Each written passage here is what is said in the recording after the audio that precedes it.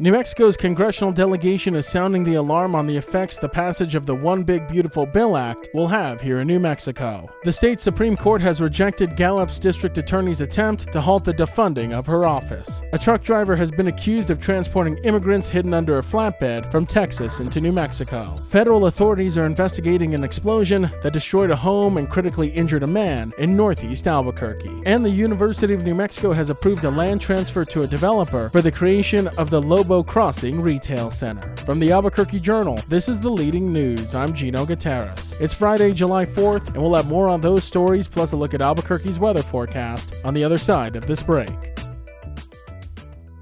This episode is brought to you by the Kirtland Partnership Committee. For 30 years, we've been dedicated to supporting, growing, and preserving the Kirtland National Security Complex. We work tirelessly to enhance military readiness, foster community partnerships, improve quality of life, and promote economic development right here in New Mexico. Join us in our mission to ensure that Kirtland remains a cornerstone of national security and a key provider of quality jobs and investment for all of Greater Albuquerque. Together, we can make a powerful impact. Kirtland Partnership Committee, proudly shaping the future of our national security for 30 years. President Trump's sweeping budget bill passed the House by a narrow 4-vote margin and is expected to be signed into law today. The bill enacts significant parts of Trump's policy agenda, which includes cutting taxes, ramping up immigration enforcement, and funding the border wall. But it comes with deep cuts to key safety net programs and is projected to increase the national deficit by $3.3 trillion. Over the next decade, the bill slashes $1 trillion from Medicaid, Medicare, and Affordable Care Act subsidies. It also subtracts $230 billion from the Supplemental Nutrition Assistance Program, also known as SNAP. According to the Congressional Budget Office, 11.8 Americans could lose their health insurance, and New Mexico officials estimate nearly 90,000 residents will lose their health care coverage and 58,000 will lose SNAP benefits. New Mexico's Congressional Delegation sounded the alarm on these issues, with Representative Melanie Stansberry warning, "Impacts of this bill cannot be understated. We know that thousands of New Mexicans are going to lose access to health care. What that looks like is higher premiums, coverage no longer covering medical needs like cancer screenings and other programs that help save people's lives. It means that our rural hospitals and clinics are not going to be able to sustain themselves. It means that in a year when all of this takes effect on the healthcare side, we know that doctors and clinics are going to have to shutter their doors. And you don't have to take our word for it because the hospitals have been telling us that directly in New Mexico." State leaders are currently considering how to respond, with Governor Michelle Lujan Grisham considering calling a special session to explore ways to soften the blow by using state resources. While the bill includes a $50 billion fund for rural hospitals, critics call it insufficient compared to the broader cuts, which include Medicaid provider taxes and reimbursement rates being reduced, which will cause hospitals, especially in rural and underserved areas, to struggle despite this fund. Representative Gabe Vasquez called this rural carve-out, "Is like putting a Band-Aid on a severed limb. It's not going to do anything to keep some of our rural hospitals from closing. 8 of them, which have been identified for closing under the current provisions, the math just doesn't work out. When you look at this bill and you look at the impacts that it's going to have to our healthcare providers in rural New Mexico, the truth is that they're not going to be able to take this financial hit. And it's going to start slowly. It's going to be reducing services. It's going to be reducing specialists. We already have a lack of access to healthcare in New Mexico. The bill also eliminates tax on tips and overtime pay, at least temporarily, extends Trump's 2017 tax cuts permanently, and imposes new work requirements for SNAP recipients, which will likely disqualify thousands of New Mexicans. Though some adjustments were made to accommodate Senator Lisa Murkowski, a Republican from Alaska, allowing states with higher SNAP error rates to delay new cost-sharing rules, New Mexico's high error rate means it could qualify for that reprieve. When it came to the vote, all Democrats and 2 Republicans in the House voted against the bill, and Republicans fast-tracked it through Congress to meet Trump's January 4th deadline. House Democratic leader Hakeem Jeffries gave an 8-hour and 44-minute speech to delay the vote, which was the longest in the House's history. House Speaker Mike Johnson praised the bill as the start of a, quote, new golden age, while Democrats blasted it as a threat to vulnerable Americans. One bipartisan success was the expansion of the Radiation Exposure Compensation Act, or RECA, which now includes New Mexico downwinders, which are residents affected by nuclear testing. Though not as broad as some had hoped, the inclusion is seen as a victory, especially for New Mexico. Democrats anticipate that Congress will have to revisit the legislation due to the ballooning deficit and its economic consequences. The next major battle, though, is federal appropriations. In the meantime, New Mexico officials brace for the fallout and explore how to cushion their residents from what Representative Stansbury called, quote, the most damaging changes to healthcare and food safety net programs in generations. The New Mexico Supreme Court rejected McKinley County District Attorney Bernadine Martin's attempt to block the defunding of her office, which took effect at the start of the new fiscal year. With more on this development, we're now joined by the Journal's Capitol Bureau Chief, Dan Boyd. Dan, thank you so much for joining me. You bet. Thanks for having me. So, Dan, you've been covering this ongoing saga between the McKinley County District Attorney's Office and this defunding done by the legislature. But for our listeners who aren't too familiar with this issue, can you kind of give us a little bit of background of how we got here? Yeah, so we've been tracking this saga for at least the last few weeks, but it started during this year's legislative session. The budget bill passed the House and went over to the Senate. In the Senate Finance Committee Chairman George Munoz kind of spearheaded an effort to remove funding for the McKinley County District Attorney's Office from the budget. Instead of that, shifted the money over to District Attorney in neighboring San Juan County to prosecute cases, and basically said that, it was the only way he felt that he could kind of compel some action.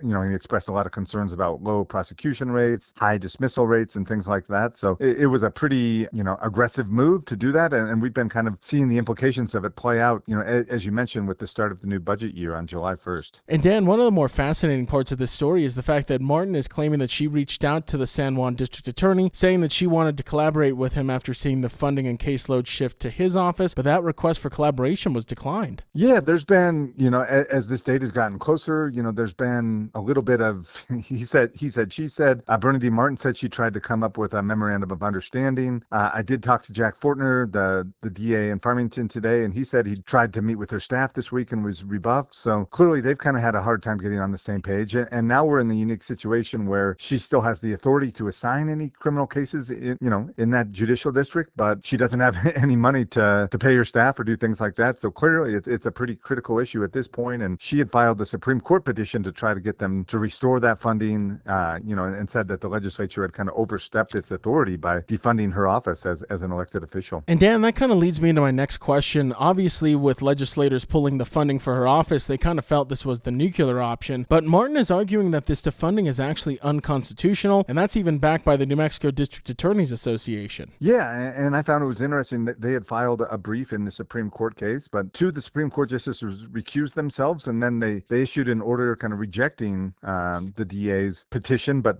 didn't really provide an explanation or hold oral arguments on it, just kind of rejected it. So we'll see where that leaves things. Another thing that we know is happening, the Attorney General Raul Torres has been investigating the situation at the request of Governor Michelle Lujan Grisham and seeing whether there might be the possibility of kind of seeking removal of the district attorney from office, but that's a pretty high bar under state law to do in New Mexico. And Dan, now that the new fiscal year started on July 1st, is Martin's office now effectively operating without any funds? Yeah, I mean, basically has no legal access to funding. So we'll see. We're only 2 days into the new fiscal year, but as more cases start getting filed, I think people are going to want a resolution pretty quickly. I know I've talked to some law enforcement officials in McKinley County, and they've expressed a lot of concern about what this means as far as getting cases to move forward, and we'll see whether that means if law enforcement going to the Attorney General's office with cases or bringing them to another jurisdiction, but kind of clearly in a legal limbo right now that I don't think is really healthy for anyone in the community. Dan, this has been such a fascinating story to follow, and it should be interesting to see what next steps develop here. Thank you so much for joining me and sharing the latest with us.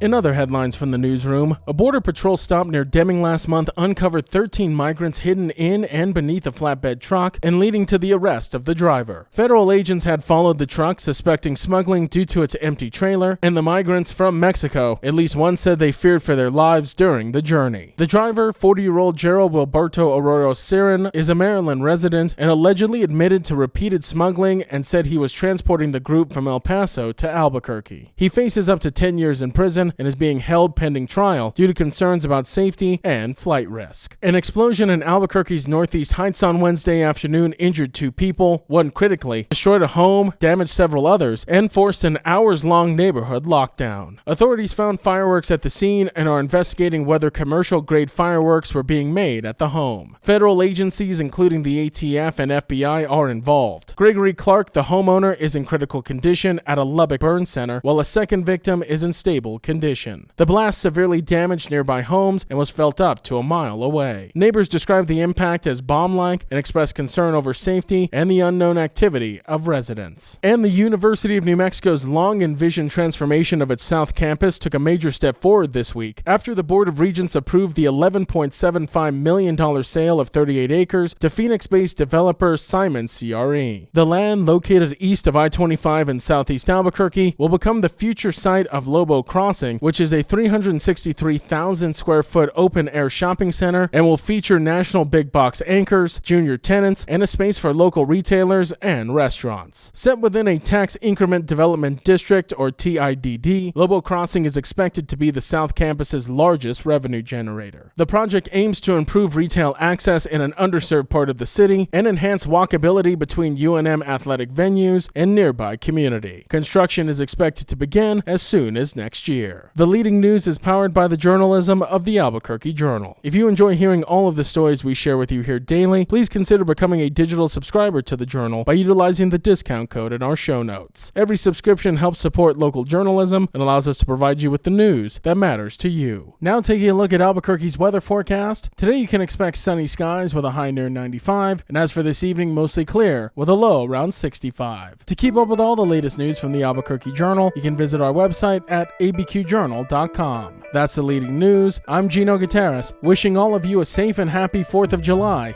We'll be back on Monday.